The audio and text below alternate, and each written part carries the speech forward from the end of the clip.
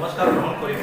আজি মই JSP Advice 365 চেনেলৰ জৰিয়তে আপোনালোকক এটা শুভবাণী বা শুভ নিউজ দিবলৈ ওলাইছোঁ। খবৰ মাননীয় ঘৰামাৰা PCDCৰ চেয়াৰমেন থুলুঙ্গা বৰদেৱৰ আহ্বান আজি ৰূপী ঘৰামাৰা PCDC ভিলেজ ডেভেলপমেণ্ট কাউন্সিলৰ কাৰ্যালয়ত এটা গুৰুত্বপূৰ্ণ এটা কাৰ্যসূচী লোৱা হৈছে।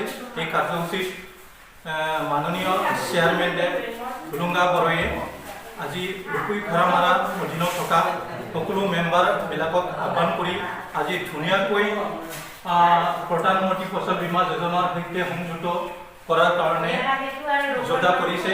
ইয়াত প্ৰধানমন্ত্ৰী ফচল বীমা যোজনাৰ সৈতে আমাৰ মাননীয় ৰেজিষ্ট্ৰেশ্যন ব্যক্তিয়ে ইয়াৰ সম্পৰ্কে বহলকৈ ব্যাখ্যা কৰি দিলে। আজি এই ঘৰামাৰা PCDCৰ অধীনত প্ৰধানমন্ত্ৰী ফচল বীমা যোজনাৰ সৈতে বহু কথা তেওঁলোকে আমাক ৰাজ্যত অৱগত কৰাব। এই অৱগত কৰাৰ জৰিয়তে আমাৰ ঘৰামাৰা PCDCৰ অধীনত থকা মেম্বাৰবিলাকে চেয়াৰমেনৰ জৰিয়তে বিষয়ববীয়াৰ সৈতে তেওঁলোকে ফচল বীমা সপ্তাহ সম্পৰ্কে আৰু আজিৰ দিনত ফচল বীমা যোজনা কিয় লাগে ইয়াৰ বিষয়ে তেওঁলোকক ধুনীয়াকৈ মিটিং বনাই তেওঁলোকক ইয়াৰ সম্পৰ্কে ব্যাখ্যা কৰি দাঙি ধৰিব।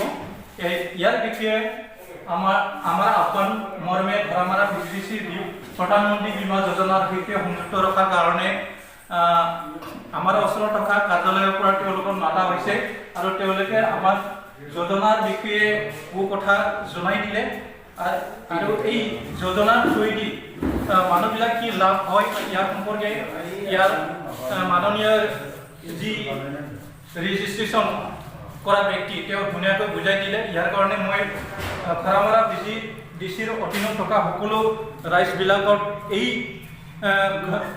নিউজৰ জৰিয়তে আহ্বান জনাব ওলাইছোঁ যাতে আজিৰ যি ৰেজিষ্ট্ৰেশ্যন হৈ গ'ল ইয়াৰ বাহিৰে আমাৰ ঘৰামাৰা PCDCৰ অধীনত থকা সকলো জনগোষ্ঠীয়ে এই প্ৰধানমন্ত্ৰী বীমা যোজনাৰ লগত জড়িত হৈ নিজৰ খেতি পথাৰখন কেনেকৈ আমি যত্ন ল'ব লাগে আৰু খেতি পথাৰত খেতি কৰা খেতিবিলাক নষ্ট হ'লে আমি কেনেকৈ ইঞ্চুৰেঞ্চ লৈ দি আমি লাভৱান হ'ব পাৰে তাৰ বিষয়ে আজিৰ মিটিংখন মাননীয় চেয়াৰমেন থুলুঙ্গা বৰয়ে আজি আহ্বান কৰি লৈ আহিছোঁ। আমি এই মৰ্মে আমি এই প্ৰধানমন্ত্ৰী বীমা যোজনা যিটো সংযুক্ত ৰাখি যি এৱাৰনেছ তেওঁলোকে বনাইছে ইয়াত আমি আহি উপস্থিত হৈছে আৰু গোটেই ভিডিঅ'টো মই মোৰ JSP Advice 365 চেনেলৰ জৰিয়তে আপোনালোকক দেখুৱাই দিছোঁ।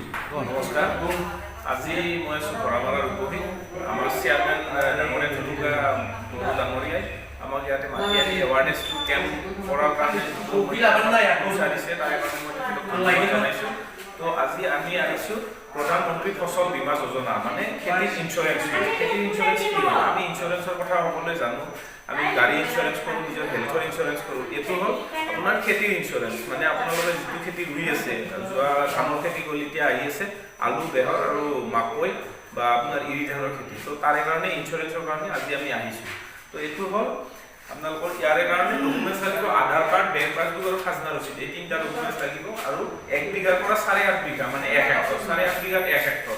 তো 1 হেক্টৰলৈকে 100 টকা হ'ব। 1 বিঘা কৰিলেও 100 টকা আৰু যদি আপুনি 8.5 বিঘা কৰে তথাপিও ইয়াৰ প্ৰিমিয়াম 100 টকা।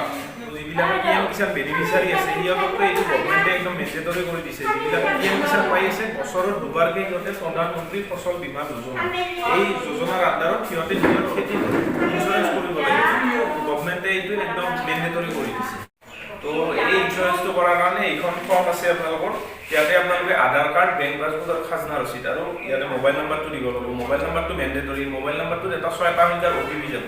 তো সেই OTPটো কৰিলেহে অনলাইনটো আপোনাৰ ছাকচেছ হ'ব। তো ইয়াৰে কাৰণে এই ফৰ্মখন আছে। ইয়াতে আপোনাৰ 3টা চহী লাগিব। ইয়াতে এটা চহী লাগিব আৰু এই বেক চাইডত ইয়াতে এটা চহী, ইয়াতে এটা চহী। তো এই চহীকেইটা আৰু এই ফৰ্মখন ফিল আপ কৰি আপোনাৰ আধাৰ কাৰ্ড, বেংক পাছবুক আৰু খাজনা ৰচিদ ইয়াতে 3 বাৰী আমাক জমা দিলে